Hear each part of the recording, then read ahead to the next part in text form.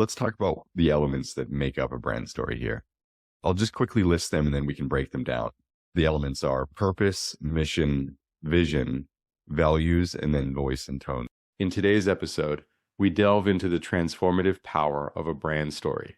A well-crafted brand story goes beyond mere marketing. It's an essential tool that connects emotionally with customers, sets your brand apart in a crowded market, and shapes how people perceive and interact with your product or service. The Let's Get Entrepreneurial podcast is your ultimate launchpad for igniting ideas and skyrocketing your entrepreneurial dreams. Your two hosts will be Professor Gary Palin and serial entrepreneur Ryan Budden. Hello, Professor Palin. How are you today? Doing very well. How are you doing? I'm doing really well, thank you. Today we've gotten together to discuss brand stories. This is becoming a much bigger part of the brands that we interact with every single day. We thought it'd be a fun topic to discuss. A brand story is making a brand more than just a narrative. It's an emotional and psychological connection that connects a brand to their audience. And it can have tremendous power if you do it correctly. Starting off with some big examples is a really easy way to get into this. Things like Apple and Nike and Tom's really stand out to me as companies that have succeeded in creating a story associated with their brand. If you notice with those three examples, one of the things that's key is the consistency in the story from various ad campaigns and literature that they put out. Their message is consistent all across the platform over several years. Why a brand story is important in these days is, number one, marketing is becoming an extremely competitive industry. There's no doubt about that. We're all bombarded with high quality marketing. Brand stories are really successful in building trust, differentiating you, and creating loyalty within customer bases. And the trust and loyalty is key. If you can accomplish that, then you can develop long-term customers, which is very impactful and very profitable. People have that emotional connection to your brand. They don't only like the products and services that come out of it, but they have this connection to you as a company being successful as well, which is the core differentiator here in what we're talking about. And that connection, if you do it well, it can resonate deeply within customers. And I think of Apple, because how people are so passionate about Apple. When they launch a product, there are lines of people staying overnight waiting to get the next product.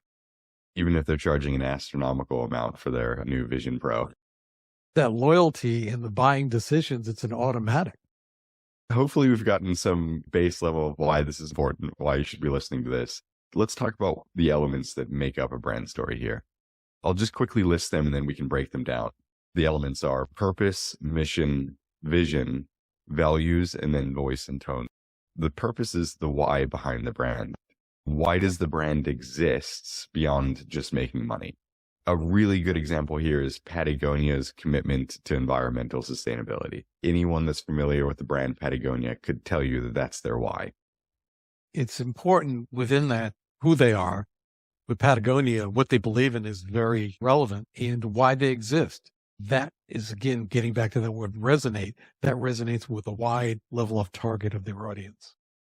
Those are the people that like their products and enjoy their products. It has created a loyalty because they know that if that's a value for them, they know the company they're buying for also shares that value.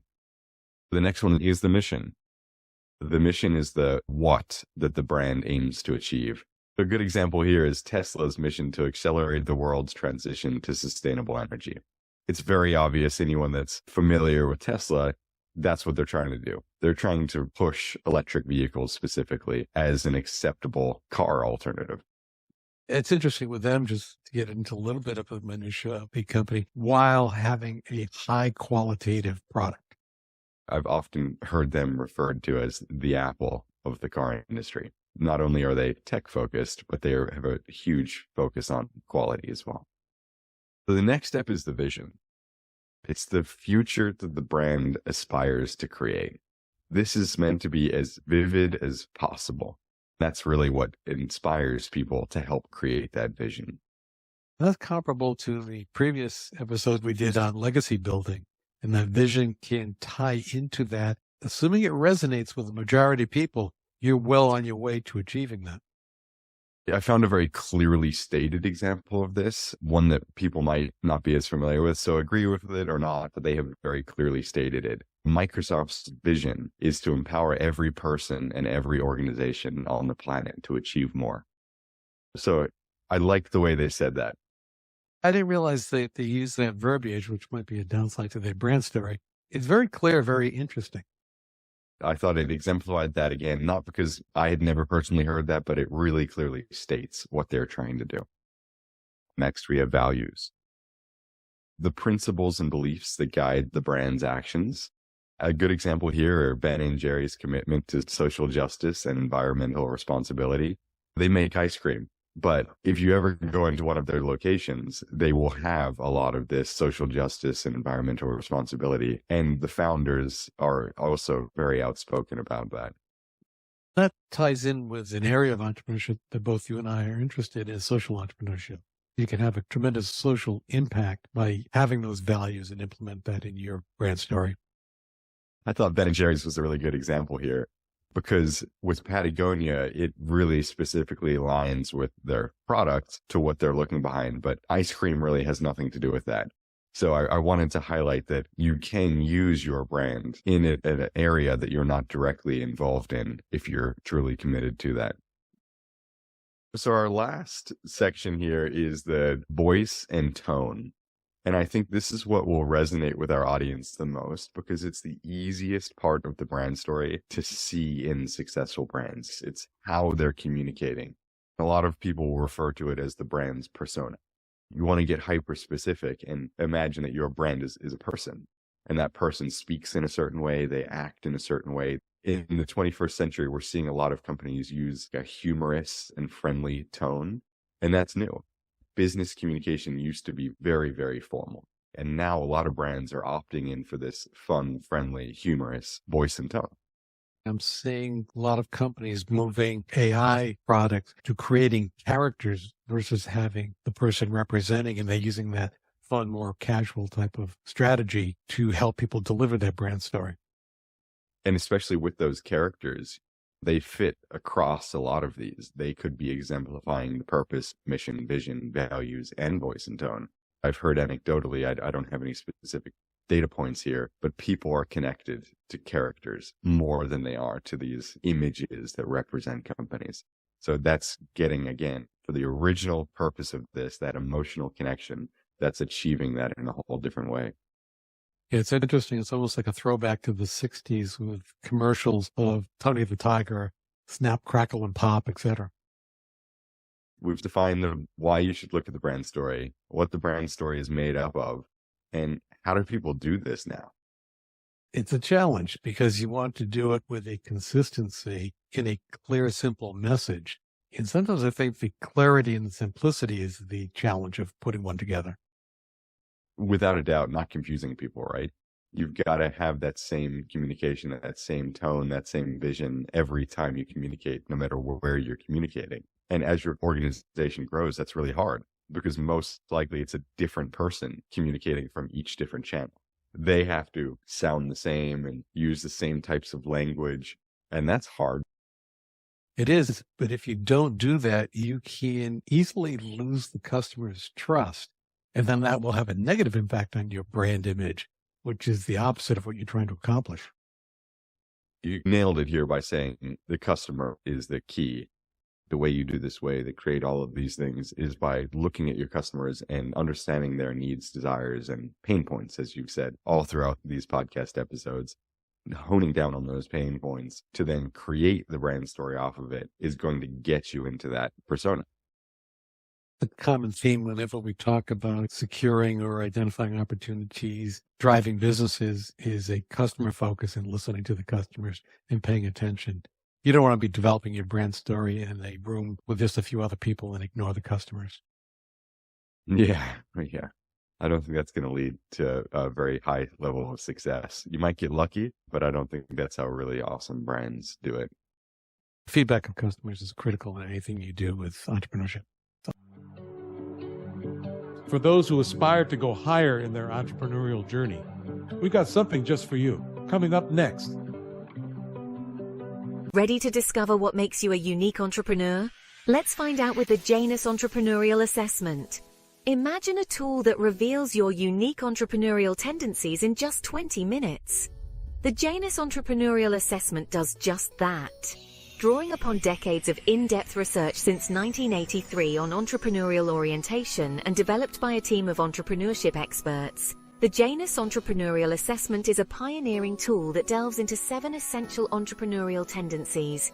Whether you're an aspiring entrepreneur or looking to make a bigger impact in your present field, the Janus Entrepreneurial Assessment offers invaluable insights tailored just for you. Remember, it's not about scoring high, it's about discovering your unique potential. So why wait? Dive in and unleash your entrepreneurial spirit. Take the Janus Entrepreneurial Assessment today at profspirit.com and start your journey towards success. Now, let's dive back into our journey of entrepreneurial insights. Another big part of brand stories is the origin story. How did your company get to here? That comes out of people's desire to feel like they were a part of it from the beginning. If they know where you've come from, why you're here, they can identify those values and then they can feel connected to it. I think of McDonald's as an example, with the McDonald's brothers starting a burger joint in California. I think of Colonel Sanders with the story of him developing a specific recipe and just continually trying to sell that and how long it took him to get to achieve success. Those are really cool origin stories. Without a doubt. Another big one that really highlights this brand story was Jeff Bezos in his garage. That's important because Amazon was a big company when most people heard the whole Jeff Bezos in his garage selling used books. People didn't know of Amazon when that was actually the case. So they went back and created this origin story. Not that it was false in any way, but brought it to light of Jeff Bezos in the garage. And then people all of a sudden felt connected to this conglomerate that was changing the way commerce works. That garage story was also used by Apple with the 2 Steves, Jobs and Wozniak. Without a doubt. Using those few examples, you can see that connecting somebody to your journey, not only this part of the story where you're at currently, can get people really heavily involved as well. A huge part of this is authenticity. And we've highlighted that in a couple different places during this podcast, but making sure that you're being genuine. It's fairly easy for people to tell when a company out of nowhere all of a sudden starts caring about something because they think it's going to win them points. I would encourage you, if you're going to pick an issue to care about, you should probably actually care about it. We're seeing the downside of that a lot today. It's starting to blow up in some companies' faces to get in with the movement, if you will, put it that way. And it's not resonating because fake is easily identified. It's like a reputation. It takes years to build up a good reputation. It takes a few seconds to destroy a good reputation. You want to be very careful with that. It sure does, yeah. Seemingly a series of bad statements can really ruin years and years worth of hard work to get to that point. We're seeing it explode with a few companies today, some in major financially impactful ways. Without a doubt. We've highlighted why it's important, what it's made up of, and what you can do to create your own brand story. Do you have any final notes to leave everybody with? I would just suggest, if you haven't thought about this, just start writing down on a piece of paper, what is your brand story, and just jot it down. And then start sharing that with other people and see how it resonates as a starting point. I think that's really important, especially as the company grows, making sure everybody understands what this company's persona is so that they can communicate in the same way in different platforms, and you can have this transparency. That consistent message is critical. Well, let's get entrepreneurial. Let's get entrepreneurial. We extend our gratitude for your presence and attention. Check out profspirit.com to discover resources and courses designed specifically for innovators like you. Stay on the cutting edge by following us on Spotify, Apple Podcast, YouTube, and other platforms as it is released. Until then, keep the entrepreneurial flame burning.